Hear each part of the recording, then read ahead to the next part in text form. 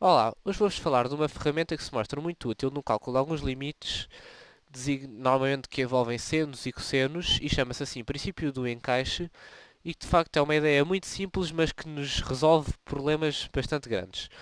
Vamos então imaginar que temos, por exemplo, duas funções, uma função assim e uma função assim, como estas duas, e que temos também uma terceira função que em todos os pontos que pertencem ao domínio destas três funções, se encontra sempre encaixada entre estas duas funções, sempre muito bem encaixadinha ali no meio. O que este teorema nos diz é que se existir algum ponto tal que o limite da função de baixo é igual ao limite da função de cima, como se passa neste ponto, então de certeza que o limite da função do meio será exatamente esse mesmo valor b. E de facto faz todo o sentido. Portanto, se tivermos três funções f de x, g de x e h de x, tais que g de x está sempre enquadrado entre f de x e h de x, isto para todos os pontos que pertencem à interseção dos três domínios. E ainda, se soubermos que o limite num dado ponto A da função f de x for igual ao limite nesse mesmo ponto A da função h de x e igual a b, aquilo que podemos concluir é que o limite nesse ponto A da função que está sempre no meio das duas é obrigatoriamente também b. E faz todo o sentido, porque mais uma vez temos então a função f de x e a função h de x que estão ali a controlar a função g de x e a obrigá-la a estar sempre no meio das duas. E portanto, se às tantas esta função decide aproximar-se de um ponto B e esta função também se decide aproximar de um ponto B, obrigatoriamente a função que está sempre no meio delas também terá que convergir para B e portanto o seu limite também será B. Vamos então pôr isto em prática e calcular este limite. O limite quando x tende para mais infinito da função seno de x sobre x. O que faríamos era então dizer que o limite do quociente é o quociente dos limites e, portanto, isto é igual ao limite quando x tende para mais infinito de seno de x sobre o limite quando x tende para mais infinito de x. E agora temos aqui um problema. Em baixo sabemos que o limite quando x tende para mais infinito de x é mais infinito. Mas no que toca ao seno, relembro que o seno é uma função que faz eternamente isto. Anda para aqui a oscilar para cima, para baixo, para cima, para baixo. E, portanto, quando o x se aproxima de mais infinito, não existe propriamente um limite. Sabemos que a função, à medida que continuamos a aumentar x, continua a andar entre menos 1 e 1, para cima, para baixo, para cima, para baixo, mas nunca converge para nenhum ponto.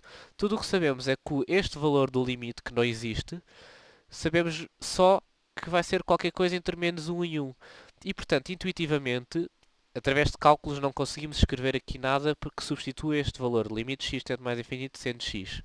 Mas intuitivamente conseguimos perceber que esta função, como só oscila entre menos 1 e 1, de certeza quando x tende para mais infinito, ela continua a oscilar entre menos 1 e 1.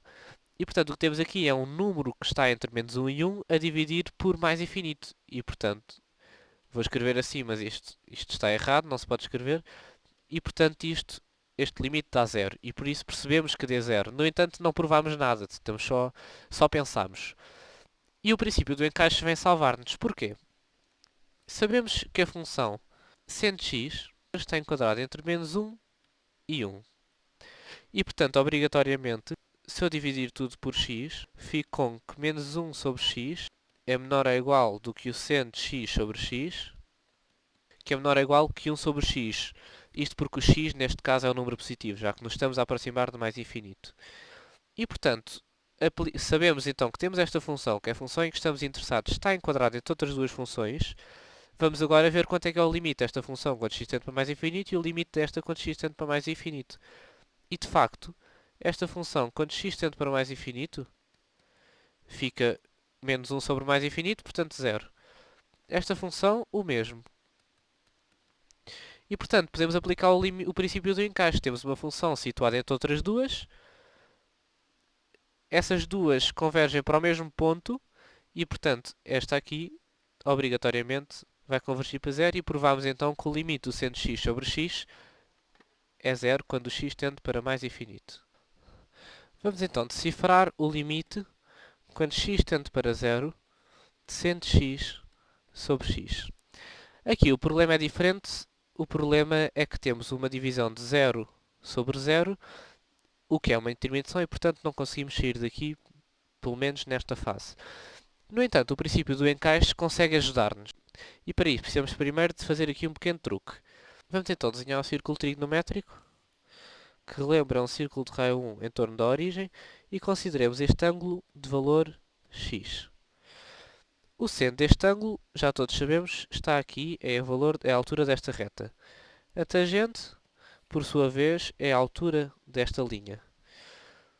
E, portanto, podemos imediatamente criar um triângulo de base 1 e tangente x, cuja área seja tangente x sobre 2. Portanto, base vezes altura sobre 2. Por outro lado, podemos também criar um triângulo que tenha base 1 e altura seno de x, cuja área será então base vezes altura sobre 2. Em último lugar, podemos considerar este setor circular, cuja área queremos agora calcular. E como é que a vamos calcular? Sabendo que se este ângulo x tivesse 2π radianos, então a área do setor circular seria a área de circunferência, portanto π vezes o raio ao quadrado, portanto π, porque o raio é 1. Mas este ângulo não tem valor 2π, tem valor x, e portanto a área, que é aquilo em que estamos interessados, vale x vezes π sobre 2π, e portanto x sobre 2. Pela observação deste desenho, concluímos imediatamente que a área mais pequenina de todas é a área verde do triângulo, deste triângulo com a altura seno de x e base 1. Portanto, seno de x sobre 2 é menor, e a seguir vem logo a área do setor circular, menor do que x sobre 2, menor do que tangente de x sobre 2. Cortando os dois e substituindo a tangente de x por seno de x sobre x, obtemos que seno de x é menor que x, que é menor do que seno de x sobre cosseno de x. O nosso objetivo agora é conseguir fazer aparecer nesta casa do meio a tal função de seno de x sobre x em que estamos interessados. Mas para isso temos que trocar a ordem destas frações. O x não pode estar em cima, tem que estar em baixo. E, portanto, vamos levantar tudo a menos 1. E, portanto, como fica, temos que trocar também a equação. E, portanto, fica que cosseno de x sobre x é menor do que 1 sobre x, é menor do que 1 sobre seno de x. Falta-nos agora multiplicar por seno de x. Ficamos então com cosseno de x menor do que seno de x sobre x, menor do que 1. E já está resolvido. O cosseno de x, quando x tende para 0, tende para 1. A função constante 1, quando x tende para 0, continua sempre a valer 1.